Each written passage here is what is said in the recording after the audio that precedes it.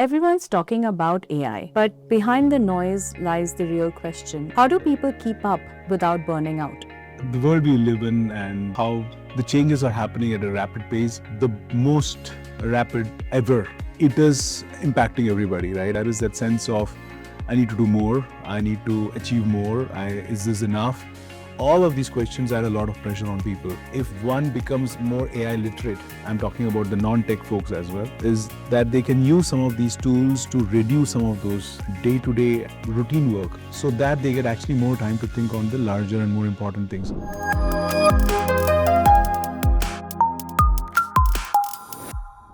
Welcome to the very first episode of Beyond the Fabric, where we explore the ideas, tensions, and choices that one makes in a modern workplace. For our very first episode, we will be starting right at the deep end, AI, not as a buzzword, but as a shift in how people think, work, and grow. And who better to unpack this than our CHRO, Govind. Govind, thank you so much for being here. Let me begin with a question that sits at the back of everyone's mind across industries. Every time AI comes up, conversations jump to skill, productivity. As a CHRO, how do you view the relationship between AI adoption and the long-term security of people? It's not just AI. If you look at the history of humankind over the last 100 years, 200 years, every new tech or anything new which has come in has always been brought in to improve productivity, enhance capability. And that has been going on, and AI is the latest one and probably the most modern we have ever seen so far. So ultimately, the objective remains the same, that with every new tech, and I'm looking at AI as one more new thing, far more faster, far more capable, which is going to take away, firstly, the most important aspects of what people usually don't like to do, which is redundant, repetitive work, and also be an able assistant. So today, if you look at many of the people and the tools which are available in the market, a lot of people are using it more as a tool and naturally asking simple questions, like started off probably people using it like an alternative for search, which is not the true use of generative AI. Now people are using it more and more for even more getting their tasks done, making them more productive, and there are specific tools around it. So in my view, what AI is going to do, and specifically actually generative AI and agentic AI, because AI has been there for a long time if you just look at AI as a theme. The generative AI and agentic AI is going to take away a lot of the repetitive tasks, be a great assistant for us, and it is up to us how as human beings we all start to adopt it even in our daily life, not just at workplace. I think that's where the future will lead, and we'll be a lot more productive on the areas which human beings have to be spending time, which is on critical thinking, which is on making judgments, making inferences, and then taking decisions. Today, if I have to use a very simple analogy of cars, there is already a lot of talk about autonomous cars going around, right? And there are say services which are there as cab services in various cities, which is being used. I don't know when it will come in India, but the point is that even if you look at our own cars, earlier the cars were getting more and more sophisticated with features at very high-end level, and we had to pay a lot of money. Now, if you look at it at a reasonable price, we are getting a lot more of these features, which are for safety, which is for the keeping the person alert, the ADAS, many of these things. Plus, you can chat with this. More and more features are coming through this. And if you look at it, what has it done?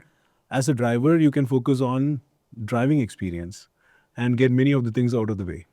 So it's something which is going to happen. It is happening. It's going to happen. It depends on how we adopt it and adapt to it. Correct. That's a great analogy. So if AI takes over repetitive work, what are the three uniquely human capabilities we need to double down on right now? I think critical thinking will become most important. And I would also use this as a caution to people, saying that don't get too dependent on using AI tools to the extent that everything you need it. Keep that aspect of boundary of an AI tool is a tool to enable and to assist. But the main part of thinking has to happen by us, by the human beings, right? So I would say critical thinking is very important. The ability to empathize based on the context. So AI or any tech, I'm just going to use a little bit broader term, any tech data, and we have been a data consuming world for the last probably 20-25 years or more so.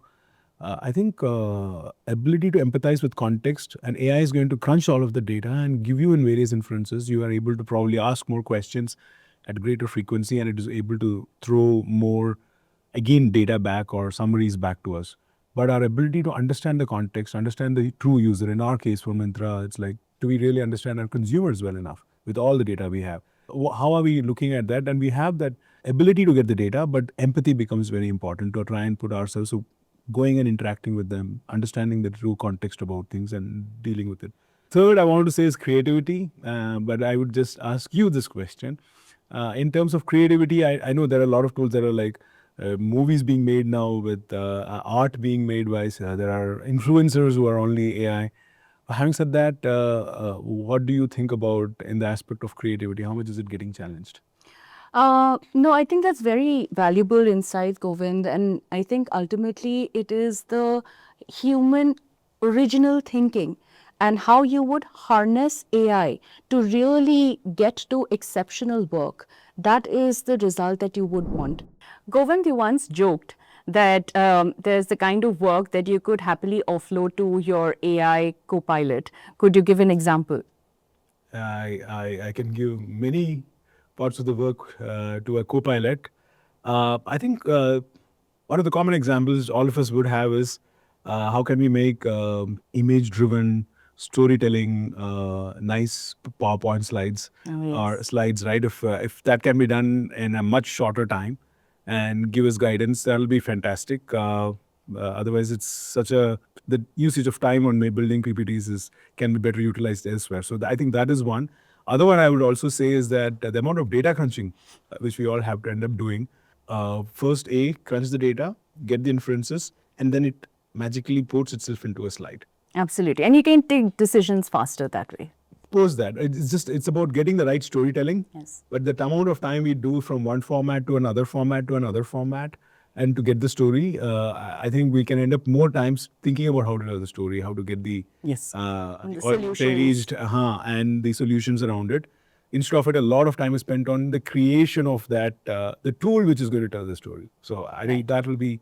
So it's not a joke; it's a serious thing, AP. No, I think you're heading there, Yes. where it'll be much less time on kind of going through a PPT and rather discussing the insights that you glean out of a PPT and the solutions therefore. Okay, a tough question, Govind. This shift has been quite tough for managers. They're navigating change while learning AI themselves. What's the one leadership skill that they need to double down on? See, I think you rightly identified. I would say people managers, not only this change, any change, it comes on to them to actually drive. The leadership will set the direction, help with why we are doing it, and then they would expect then the next layers and layers to continue to percolate it and drive the change management and implement and execute it. Functions like ourselves, like HR and other functions, also enable that, but the onus then lays with the manager, and this is a big change, and this is a change which is also impacting the way they have to think and they are learning, right? I'll also use this question to take a step back and put a larger context to it. So I mean, a lot of people have understand this concept called VUCA, which came post the Cold War. But now the world has moved to a very different thing, and there is another concept which has come into play called as BANI.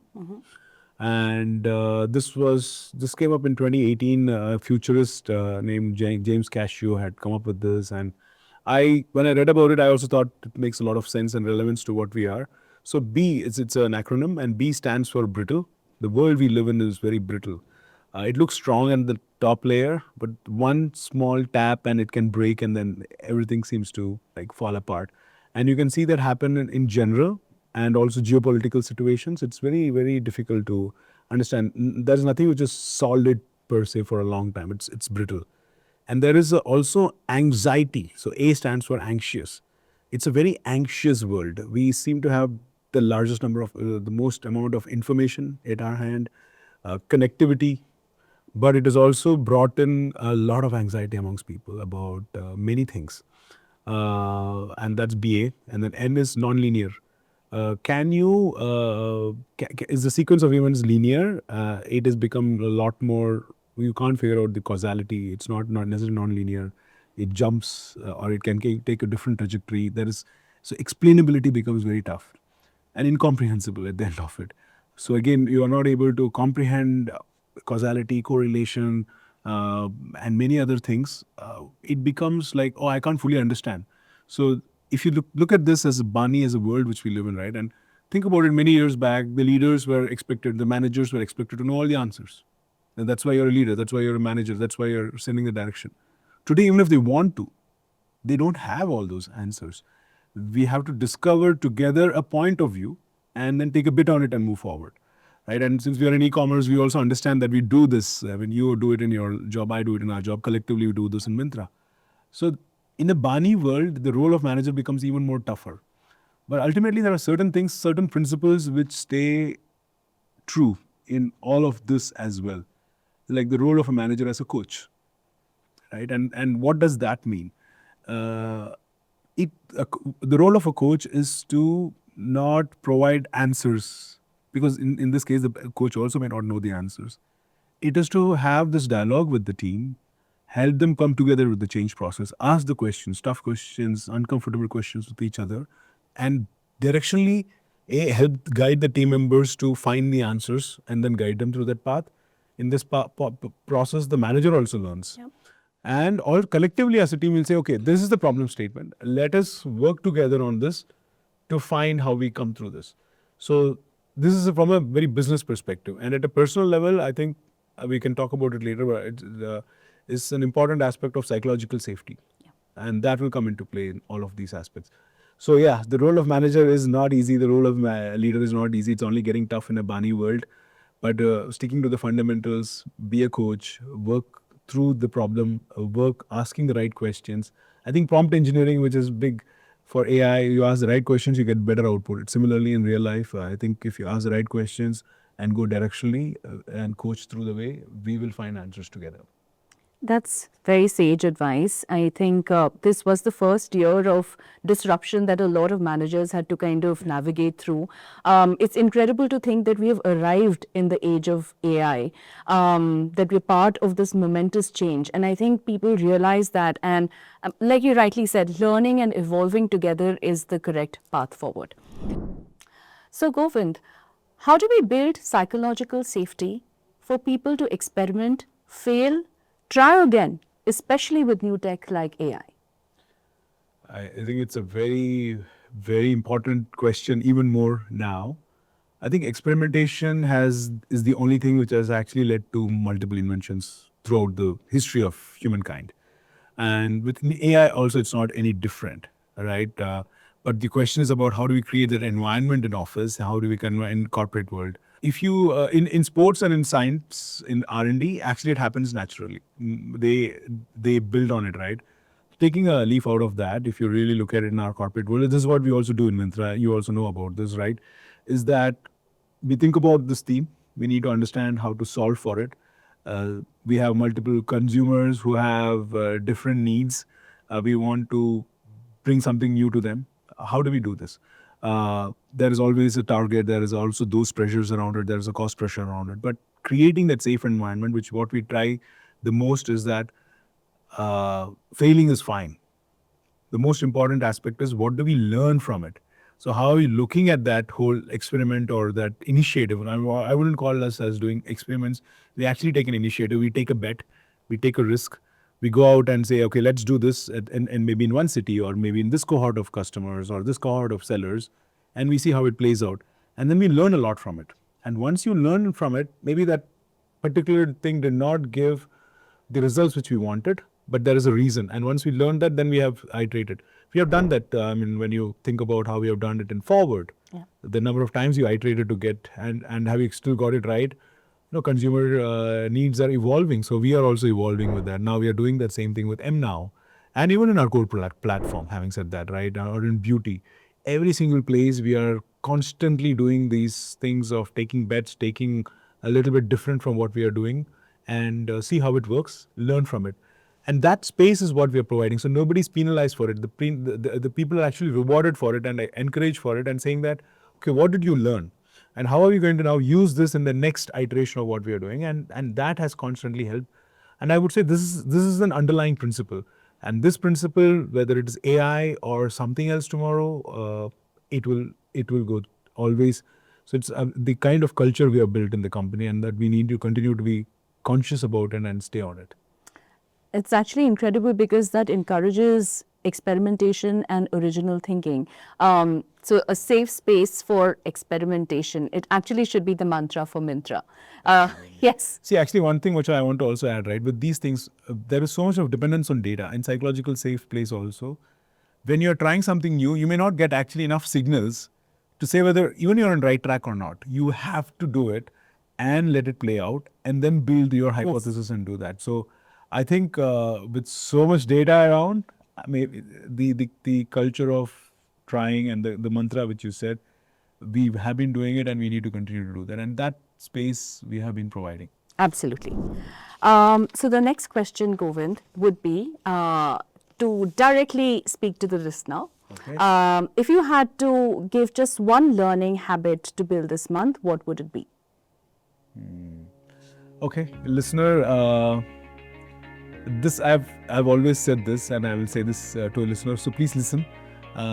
This is about the biggest investment anybody can make in this world is the investment they can make on self. So please spend at least 10 to 15 minutes every single day on learning anything. And at this topic, I would say AI, because this is what the world is going through. Learn an AI tool.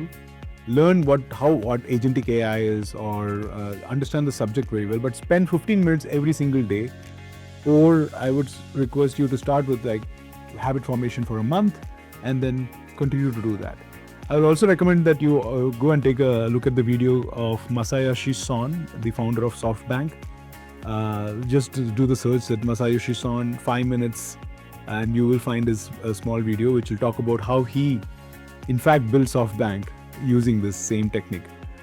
So please, my single most request to you is, please invest in yourself. Invest 10 to 15 minutes on learning and on yourself, and this time specifically learning on AI tools. We actually saw that video a little while ago, and that was really inspiring. So commitment to learning consistently. I think that's a fabulous way ahead. So Govind, what would be your closing message to people about shaping this AI-driven future? I think we had a very good discussion so far, and we have spent a lot of time talking about different themes. I think in summary, the level of change which we are seeing now is the most which humankind have seen. And this is impacting all of us at the same time across the globe. It's AI today, it'll be something else tomorrow, and it'll be much more faster. I think the business models can change, the geopolitics will change, people will change, the expectations around us will change. But history has also taught us that there are certain traits of human beings which are everlasting, and I would like to anchor on them. The first being that a person who has been curious and has the ability to question the status quo, who are willing to invest in learning, unlearning, and relearning, they are the people who have rewrote history. They are the ones who have also changed the course of history, and it holds good for the future as well. So people who are able to do all of this and take ownership and drive will have a much better future. So adapt, learn, and with all of this, with the empathy and right critical thinking, I think we'll be in a better shape. Who does this? Fabulous. Thank you so much for this session. It was very special, very enlightening, and I learned a lot from you personally. But what was the experience like for you? You're a great moderator. I think I like to do being the moderator next time, and I would like to see you sit on this side and ask you And answer the tough questions. Questions on design, creativity, and every other topic. So, but first of all, thanks a lot, AP, having this conversation with you. Thank you. You're welcome. But this is very special to kick off Beyond the Fabric, and you've done it with a lot of compassion, a lot of clarity and humor, and a lot of our viewers and listeners will really appreciate that. Thank you. If you have any questions about AI, leadership, or the evolving world of work, send them to us at myntralife@myntra.com, and don't forget to subscribe. We will be back soon with more conversations that unravel the people side of strategy. Thank you for listening to Beyond the Fabric.